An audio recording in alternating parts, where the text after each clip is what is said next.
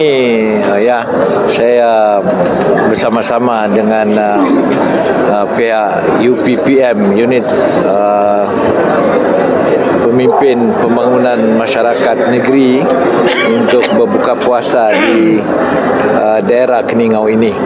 Ini menjadi satu tradisi amalan UPPM untuk mengadakan berbuka puasa di setiap kawasan daerah-daerah di seluruh Sabah.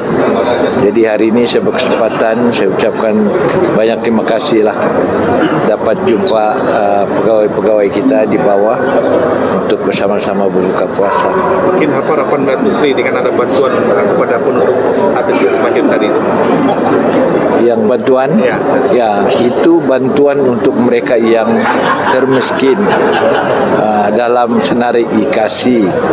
Jadi dalam data kita ada lebih kurang 100,000 orang. Kita bagi bantuan setiap bulan di RM300.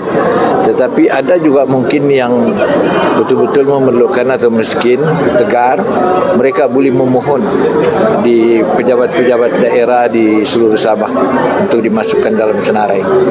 Begitu. Dalam ucapan Datuk Seri, saya tertarik dalam ucapan Datuk Seri tadi, sabotaj mengenai. Ya, ini begini, kita sebagai ahli parti, sama ada parti-parti komponen dalam DRS, mesti mempunyai prinsip di mana kita mesti menyokong siapa juga yang kita letakkan jadi calon dalam pilihan raya umum di masa akan datang. Jadi kita tidak mau ada yang sabotage apa-apa macam begitu, kita akan ambil tindakan.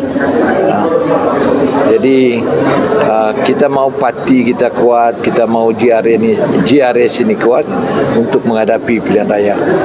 Jadi itu prinsip perjuangan kita. Kita punya orang bilang prinsip dalam menjadi ahli kepada setiap parti. Bagaimana pula dengan Dun Malalap Datuk Seri? Dapatkah? Nanti kita fikirkan, itu belum lagi. Kita sudah ada, tetapi sampai masa baru kita tahu. Okey.